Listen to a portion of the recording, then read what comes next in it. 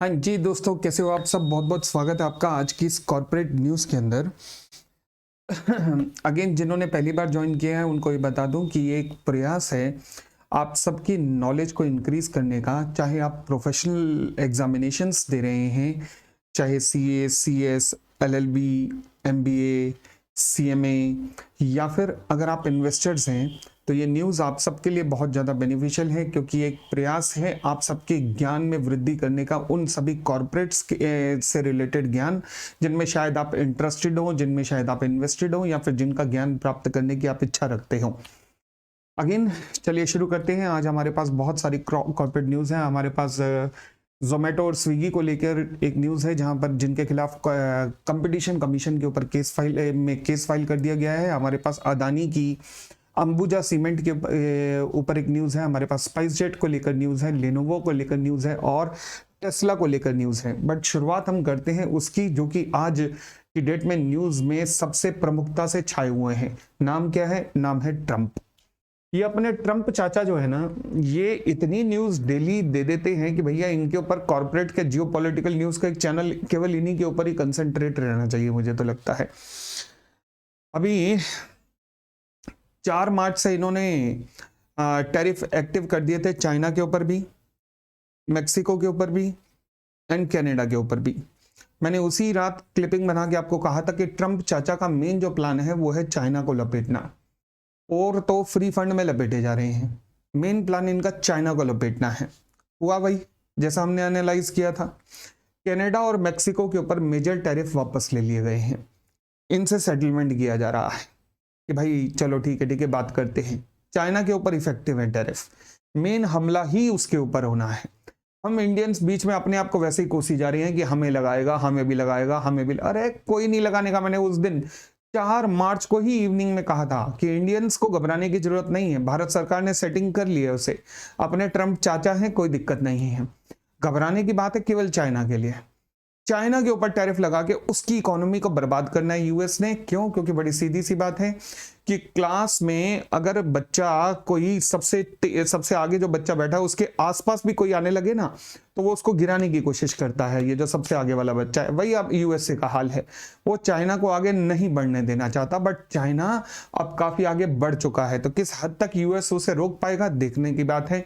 इसी चक्कर में यूएस जो है रशिया का वॉर भी रुकवा रहा है, ताकि रशिया से कंसंट्रेशन हटाकर केवल चाइना के ऊपर रखा जा सके। और भारत के लिए गोल्डन ईरा है। अगेन मैंने पहले भी कहा था ये गोल्डन ईरा है। अगर यूएसए रशिया से लड़ता है हमारा नुकसान है, यूएसए अगर चाइना से लड़ता है हमारा फायदा है। क्यों? क्योंकि भाई साहब हमारे दुश्मन से लड़ने के लिए बेनिफिट हमें मिलेगा, इकोनॉमिकली भी और डिफेंस भी। अच्छे अच्छे इक्विपमेंट्स मिलेंगे, हमारा फायदा है। तो जितना फायदा उठाना चाहते हो उठा सकते हैं हम लोग ट्रंप चाचा के टेन्योर के अंदर। क्योंकि दोबारा अगर बाइडेन की पार्टी आ गई, वो लोग अगेन रशिया विरोधी हैं, चाइना के कहीं ना कहीं सपोर्ट में रहते हैं, वो हमारे लिए नुकसानदेह हैं। आई होप आप समझ पा रहे होंगे ये जियोपॉलिटिकल के गेम। फिलहाल मेक्सिको और कनाडा पे लगाए गए टैरिफ को दोबारा से रिवोक कर दिया गया है, वापस ले लिया गया है। मेजॉरिटी ऑफ द टैरिफ, कुछ एक अभी भी बाकी है। चलिए जी अगली न्यूज पे आते हैं। अगली न्यूज है जोमेटो और स्विगी को लेकर। ओहो, इन्होंने ना पूरे सबको ही परेशान कर रखा है। जितने रेस्टोरेंट की एसोसिएशंस हैं उन सब ने इनके खिलाफ केस डाला अभी रिसेंटली कि सर हमारा तो धंधा खराब कर दिया। हमारे पास जो कस्टमर आते थे ये अब उन्हें खाना घर पे पहुंचाने लग गए हैं, और 10-10, 15-15 मिनट के अंदर पहुंचाने लग गए। हमारी तो जिंदगी झंड हो गई है। अभी एक केस फाइल हुआ था, आज दूसरा एक और डल गया। अब किसने डाला है? All India consumer product distributor federation ने। अब ये क्या कह रहे हैं? ये कह रहे हैं कि सर जी एक बात बताओ, ये तो जिंदगी अगेन हमारी झंड कर रहे हैं। कौन कौन? जोमेटो हो गया या स्विगी हो गया, ये सारे। जैसे इन्होंने एक एग्जांपल दिया, कहते हैं जी मान लीजिए नेस्कैफे का कॉफी जार, ठीक है, नेस्कैफे का कॉफी जार जो है वो भाई साहब 622 रुपए में हमें मिलता है कंपनी से, और जबकि 514 रुपए पे जेप्टो पे बिक रहा है, 577 रुपए पे स्विगी इंस्टामार्ट पे बिक रहा है, और 625 रुपए का ब्लिंकिट पे बिक रहा है, जबकि 622 रुपए की हमें कॉस्ट पड़ती है। तो ये तो जिंदगी एकदम ही खत्म हुई पड़ी हमारी। हम कहां तक इनसे कंपीट कर पाएंगे? ये स्विगी, जेप्टो, जोमेटो वगैरह से कहां पे कंपीट कर पाएंगे? तो इन्होंने केस किया है कंपटीशन कमीशन पे। अच्छा, कंपटीशन कमीशन कौन है ये भी सुनिएगा। भारत में एक संस्था है जिसका उद्देश्य होता है कि भारत में कंपटीशन बना रहे, कहीं ऐसे ना हो कि कोई एक प्लेयर मोनोपोली में आ जाए या कुछ लोग मिलकर मोनोपोली में आ जाएं और कंज्यूमर का नाजायज फायदा उठाने लगे। ये जब कुछ लोग मिलकर नाजायज फायदा उठाते हैं, इसे कहते हैं कार्टल। तो कुछ कार्टल ना बन पाए, तो इन्होंने कंप्लेन फाइल की है कि ये कार्टल बन रहा है जोमेटो का, जेप्टो का, इन सब का, जिससे हमारा नुकसान हो रहा है, कंपटीशन खत्म हो जाएगा मार्केट में। अब कंपटीशन कमीशन इस बात को इनकी एप्लीकेशन पे बेसिस पे डिसाइड करेगा कि भैया क्या सही में कंज्यूमर के हितों को खतरा है, क्या इस तरीके से प्राइस नीचे लाने से क्या कंज्यूमर के हितों को खतरा है। सर कंज्यूमर को खतरा कैसे, कंज्यूमर को फायदा है? फायदा नहीं है, खतरा इसलिए है क्योंकि आज तुम बहुत कम प्राइसिंग रख रहे हो, फिर जब तुम सारे कंपटीशन को खत्म कर दोगे उसके बाद तुम अपनी प्राइसिंग बढ़ाना शुरू कर दोगे, अपने बेढंगे ढंगों से बढ़ाओगे। तो इसलिए अब कंपटीशन कमीशन इस बात का एनालिसिस करेगा कि क्या इनकी पॉलिसी से कंज्यूमर को खतरा है या नहीं है।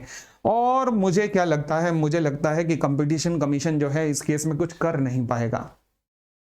वैसे भी आज तक वो कुछ कर नहीं पाया, ज्यादातर सिवाय 2-4 बड़े बड़े केसेस को छोड़कर अभी तक कुछ कर नहीं पाया, क्योंकि वो अच्छे अच्छे डिसीजन देते हैं, उसके बाद हायर कोर्ट में चैलेंज हो जाते हैं, फिर वापस पलट जाते हैं डिसीजन। तो इसलिए कोई मेजर इम्पैक्ट पड़ने नहीं वाला। अगेन ये लोग जैसे स्ट्रेटेजी पे चल रहे हैं ये चलते रहेंगे, क्योंकि पास्ट में ऐसे कई बार कंपटीशन कमीशन ने डिसीजन दिए हैं, चाहे ऑटो मैन्युफैक्चरर के खिलाफ हो, चाहे और बड़ी बड़ी सीमेंट कंपनीज के खिलाफ हो, ये सब हो चुका है, मगर लेटर ऑन उसके डिसीजन पलट जाते हैं। तो ज़्यादा मुझे इसकी टेंशन है नहीं। तो शेयर के ऊपर जो थोड़ा बहुत इम्पैक्ट आया वो है नहीं, कोई खास इम्पैक्ट है नहीं, क्योंकि ये कभी भी इतिहास में कभी नहीं हुआ कि आज तक कंपटीशन कमीशन ऑफ इंडिया के डिसीजन से कुछ हिल गया हो बहुत बड़ा, सिवाय एक केस के, जब हॉलकिम सीमेंट का केस था, वो कभी और समझाऊंगा। आज फिलहाल हॉलकिम का नाम आना है एक जगह। एक और कंपनी है जिसके बारे में मैं सोचता हूं कि यार खुदा भी आसमान से जब जमीन पर देखता होगा, ये क्या बनाया है मैंने, वो भी सोचता होगा कसम से। Spice jet. हैरानी की बात है कि हर 3 या 6 महीने बाद कंपनी के खिलाफ इंसॉल्वेंसी की एप्लीकेशन फाइल हो जाती है, फिर कंपनी उसे लड़ती है, फिर कंपनी के पास एडिशनल कैपिटल आती है, फिर कंपनी रिवाइव होती है। अब दोबारा से इंसॉल्वेंसी की पिटीशन आज फाइल हो गई। अभी मुश्किल से 6 महीने पहले इंसॉल्वेंसी की पिटीशन फाइल हुई थी। किसने फाइल की थी? इंजन सप्लायर ने। इस बार किसने की है? पायलट्स ने। पायलट ने की है और 3 आयरिश लेसर ने एप्लीकेशन फाइल की है, जो अगेन कंपनी के लेसर हैं, जो प्लेन वगैरह जिन्होंने लीज पे दिए होंगे या इंजन वगैरह लीज पे दिए होंगे, उन्होंने एप्लीकेशन फाइल की है। पायलट भाई साहब का तो 1.25 करोड़ रुपए कंपनी ने नहीं दिया, जिस वजह से एप्लीकेशन फाइल हुई है। और सिमिलरली इन आयरिश कंपनी का, जिनमें एनजीएफ ग्रुप है, इसके भी $12.4 मिलियन कंपनी ने नहीं दिए हैं, जिसको लेकर एप्लीकेशन फाइल हो गई है। अगेन अब स्पाइस जेट दोबारा से इंसॉल्वेंसी में केस लड़ेगी, हालांकि बच निकलेगी दोबारा, कहीं ना कहीं सेटलमेंट होगा, दोबारा से इनको पेमेंट की जाएगी। अभी रिसेंटली कंपनी ने 3000 करोड़ रेज किया है, पर 3000 करोड़ रेज करते हुए ये भी तो नहीं सोचा था कि भैया ये भी आएगा। ऐसी कंपनियों में ना हमेशा प्रॉब्लम रहती है। मैंने देखा हर दूसरे तीसरे महीने कहीं ना कहीं कॉर्पोरेट गवर्नेंस को लेकर कोई इशू आ जाता है। तो चलिए फिलहाल अभी इंसॉल्वेंसी की एप्लीकेशन फाइल हुई थी, अभी निपटारा हुआ था, इतनी मुश्किलों से बाहर निकली, अब दोबारा इंसॉल्वेंसी की एप्लीकेशन। तो देखते हैं आगे चल के क्या होता है। अभी एप्लीकेशन गई है एनसीएलटी में, एनसीएलटी अगर इस एप्लीकेशन को एडमिट कर लेगा तो फिर इंसॉल्वेंसी की कार्रवाई शुरू हो जाएगी। अब कंपनी को कहीं ना कहीं इस पैसे को लौटाना होगा, नहीं तो इंसॉल्वेंसी की एप्लीकेशन में कंपनी लपेटी जा सकती है दोबारा से। चलिए इसका यही चलता रहता बस। चलो खैर फिलहाल अच्छी न्यूज है लिनोवो को लेकर। लिनोवो इन्होंने अनाउंस किया है कि आने वाले 3 साल में हम पूरा मेक इन इंडिया पे आने वाले हैं और अपने 100% प्रोडक्ट जो है अब इंडिया के अंदर बनाएंगे। अभी इनकी मैन्युफैक्चरिंग जो है हार्डली 30-35% ही इंडिया में होती है, बट आगे आने वाले 3 साल के अंदर ये अपनी 100% मैन्युफैक्चरिंग इंडिया में कर रहे हैं, जहां पर स्मार्टफोन, जहां पर लैपटॉप्स, सब के सब मेड इन इंडिया इनके होने वाले हैं। तो अच्छी न्यूज़ है, भारत के मैन्युफैक्चरिंग सेक्टर में एक अच्छी न्यूज़ है, जॉब अपॉर्चुनिटीज़ बढ़ेंगी। मेड इन इंडिया को जो प्रोजेक्ट हमारा चल रहा है सरकार को, उसका भी फायदा होगा और ये मेक इन इंडिया प्रोजेक्ट से बहुत खुश है। ये कह रहे हैं कि हमें काफ़ी अच्छे बेनिफिट्स यहाँ पर मिल रहे हैं इंडिया के अंदर, डेट इज़ वाई हमारा प्लान है 100% मैन्युफैक्चरिंग यहीं करने का। ओके, बहुत अच्छी बात है। अगली न्यूज है सज्जान जिंदल को लेकर। सज्जान जिंदल कौन है आप जानते होंगे, जिंदल ग्रुप के सबसे बड़े एंटरप्रेन्योर हैं, ये सबसे बड़े बिजनेसमैन हैं। और ये देख लीजिएगा शक्ल, ताकि कभी रास्ते में मिल जाए तो पहचान लीजिए। और ये कौन है, अपने एलन मस्क साहब। अब हुआ क्या, सज्जान जिंदल जो कि JSW ग्रुप के चेयरपर्सन भी हैं और जिंदल ग्रुप में सबसे बड़े, सबसे सीनियर, सबसे ज़्यादा वेल्थी जो व्यक्ति हैं, उन्होंने कहा है कि इवन तो टेस्ला इंडिया आ तो रहा है, आप जानते हैं टेस्ला को इंडिया में रेड कारपेट वेलकम भी दिया जा रहा है और समय की मांग भी थी, क्योंकि अगर ऐसा ना करते तो ट्रंप के जो दाएं और बाएं हाथ है ना, वो दोनों कौन है, ये है हार्ले डेविडसन और ये है अपना एलन मस्क, ये दाएं बाएं हाथ हैं अपने ट्रंप चाचू के। तो जब मोदी साहब गए थे तो उसके बाद ये डिसीजन लिया गया, क्योंकि अभी तक हम टेस्ला के ऊपर 115% का टैरिफ लगाते थे, जिसकी वजह से टेस्ला इंडिया में नहीं आया था। उस टैरिफ को घटा के हमने केवल मात्र 15% कर दिया है, ताकि अब टेस्ला यहाँ पर आ सके। बट इसमें भी एक पेच है, वो पेच क्या है कि पहली 8000 कार तक ही ये 115% का टैरिफ लगेगा, सॉरी 15% का टैरिफ लगेगा। 8000 कार के बाद का टैरिफ जो है वो 125% ही हो जाएगा, यानी कि 8000 कार तक 15% और 8000 के बाद 125% हो जाएगा, जब तक कि टेस्ला यहाँ पर मैन्युफैक्चरिंग शुरू नहीं करता इंडिया में। अब वो भी इंडियन मार्केट को देखने के लिए आ रहा है पहले एलन मस्क, कि इंडिया मार्केट है क्या मैं 8000 कारें बेच भी पाऊंगा या नहीं पाऊंगा। हालांकि टेस्ला सर मतलब चाइना में तो लाखों कारें बेचता है, हाँ चाइना में लाखों कारें बेचता है, क्योंकि चाइना की मार्केट इस तरीके की है कि वहां पर इलेक्ट्रिक कारें इतनी चलती हैं। और वहां पे भी अब इसकी मार्केट बहुत तेजी से कम हो रही है, क्योंकि चाइना का एक खुद का मैन्युफैक्चरर जिसका नाम है BYD, उसने अपनी मार्केट पकड़ ली और उसकी कारों की जो कीमत है वो टेस्ला की कीमत से 1/3 है। बहुत ज्यादा कारें चलती हैं उसकी यूरोप में भी, और सबसे बड़ी बात कि टेस्ला से भी बेहतरीन फीचर वो दे रहा है।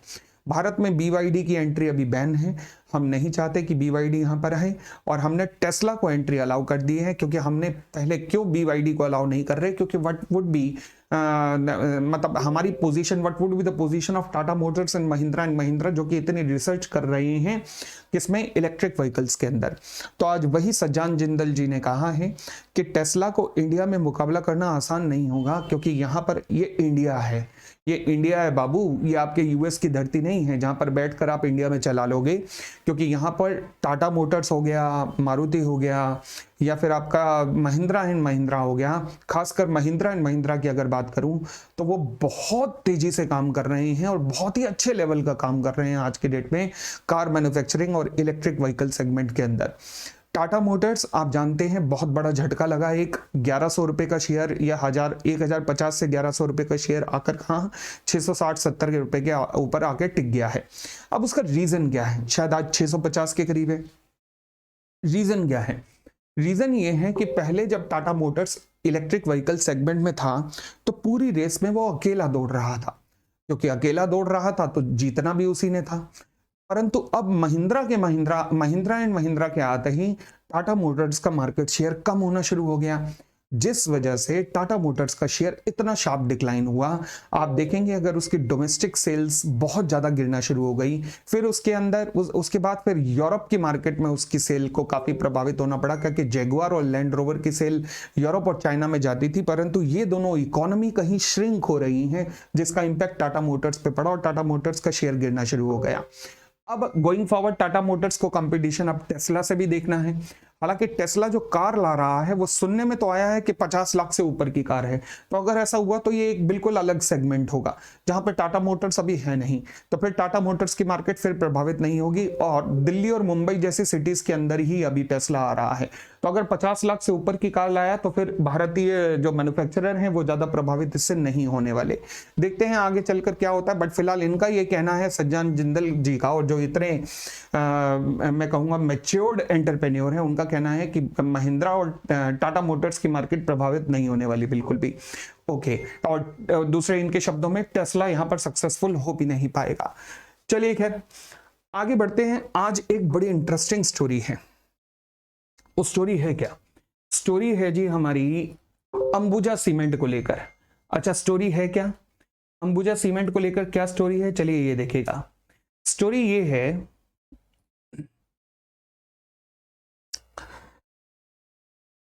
कि ये थी भारत में हॉल्किम सीमेंट, एक विदेशी कंपनी थी जिसने भारत की 2 कंपनियों को टेक ओवर किया था, एक एसीसी सीमेंट और एक अंबुजा सीमेंट।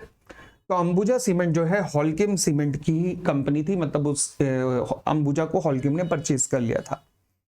फिर हॉल्किम का यहां पर एक जंग चली कंपटीशन कमीशन में, जिसकी मैंने चर्चा की थी, और जहां पर हॉल्किम जो है लाफार्ज सीमेंट को टेक ओवर करना चाहता था, परंतु कंपटीशन कमीशन ऑफ इंडिया ने शर्तें रख दी जो हॉल्किम को स्वीकार नहीं थी, और अल्टीमेटली हॉल्किम ने कहा कि हम ये देश छोड़ के जा रहे हैं। हॉल्किम जब जा रहा था तो उसकी कंपनी अंबुजा सीमेंट जो थी वो टेक ओवर कर ली अदानी ने।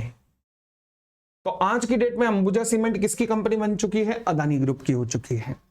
ओके, उसके बाद अदानी ने back to back take over किए।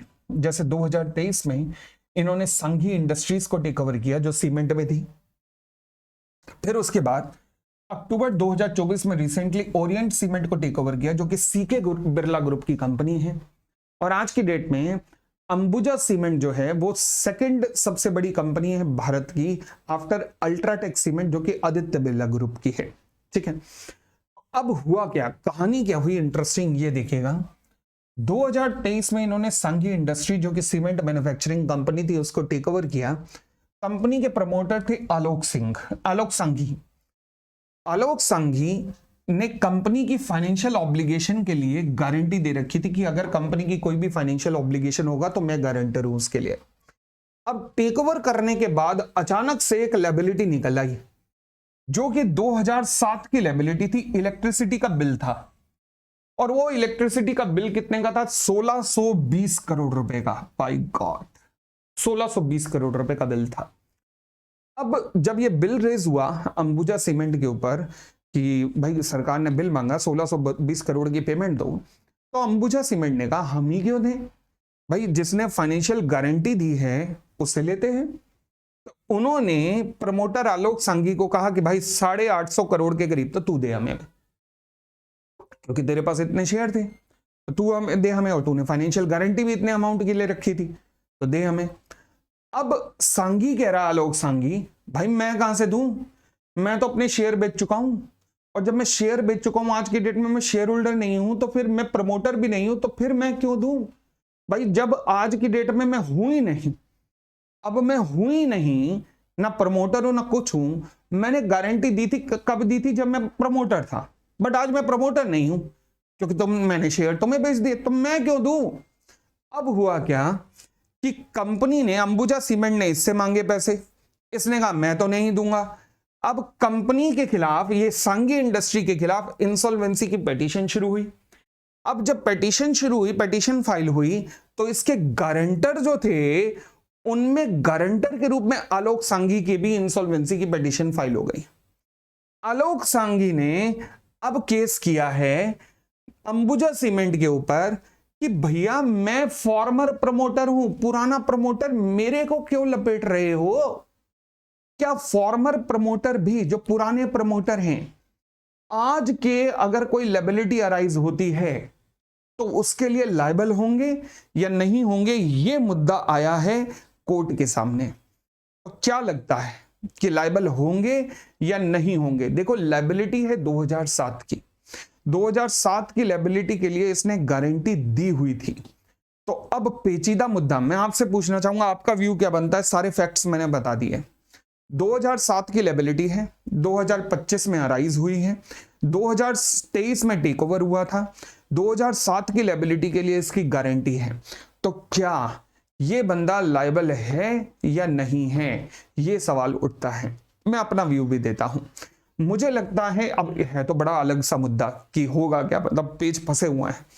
अब फंसे हुए केस में होना क्या चाहिए, लॉजिकली क्या होना चाहिए, अगर मैं इंसॉल्वेंसी कानूनों को ध्यान में रखूं, तो जिस वक्त की लायबिलिटी अराइज हुई है उस वक्त की तो तूने गारंटी दी थी, ये तो मानना पड़ेगा, ठीक है ना।